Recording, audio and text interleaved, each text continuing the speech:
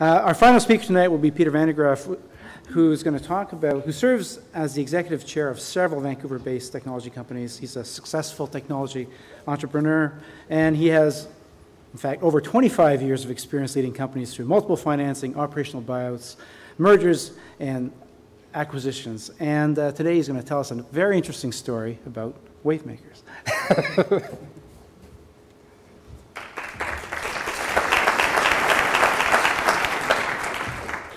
By the way, Dean and I will tell you some other stories about Bijan after we've had a little wine on that UB video story. So I'm going to tell you a story about Wavemakers. I'm going to try and compress about a week in the life of Wavemakers, but it was a very exciting week.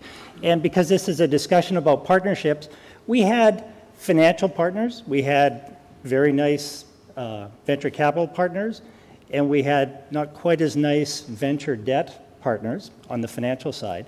And we were a company that made software that separated speech from background noise. And so a market that we decided to go after was the automotive market, which was using this kind of technology so that voice recognition systems would work better or hands-free systems in cars would work better. In fact, Richard Sohns, who's sitting right there, got us into that marketplace when the other market that we're in, which is we were all going to surf the web via our voice over phones, that kind of imploded around the same time the .com imploded. So thankfully, Richard found us another market. And it was going pretty well. In that market are some fairly large companies, the car companies, which started around 30 billion and then went up from there. And what they called their suppliers, which were the smaller systems integration companies, which started around $10 billion and went up. And there was a little old Wavemakers in the corner of nowhere with zero revenue and a few folks and some big dreams. So we had quite a disparity in terms of these partnerships. And as is not surprising, we were running out of money. And Lisa Payne at the time was my president, and one of her other jobs was to raise money.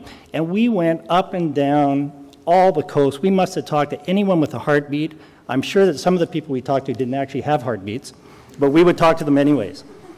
And it was hard, you know, because the business was actually going pretty well. I mean, we were getting design wins, and you could sort of imagine if you looked at it just right that our technology would be in a lot of vehicles. But the price per vehicle was brutal. You know, it was hard to get a buck for our software. So you needed a lot of cars to build much of a business. And so as we were telling our story, even though it sounded pretty good, the venture capitalists would look at the return on investment, and it, you know, suddenly didn't look so good. So anyways, we busted our butt, mostly Lisa busted hers, and we actually found an investment group out of Calgary who actually gave us a term sheet. So we were flying. This was after we worked really hard for about 6 months. And so we proudly took this term sheet to our board meeting, and this was on a Wednesday.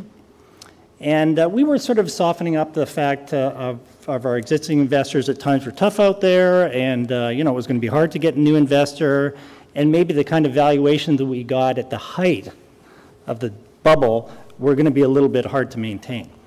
So sure enough, the prior round was done at about a $6 million post-money value, and the new round was going to be $3 million, which sounds bad, but at the time, if you could have got 2 cents for a pre-money value, I think that would have looked pretty darn good.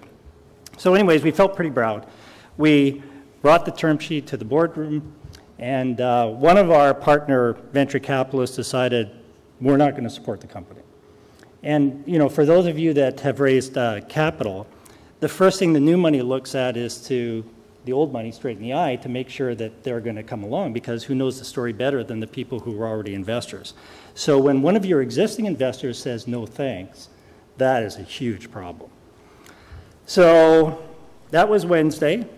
Went back to the office, dejected. Now it's Thursday, and I get a phone call from our other really excellent partner, which are venture debt folks. And they're kind of like bankers. And we had a nice agreement, and as long as we were making our interest payments, you know, it was a term loan, it wasn't callable, you know, it was okay. I mean, the company was not okay, but the loan was okay. And so the venture debt guy says, oh, just to let you know, I'm calling the loan on Monday.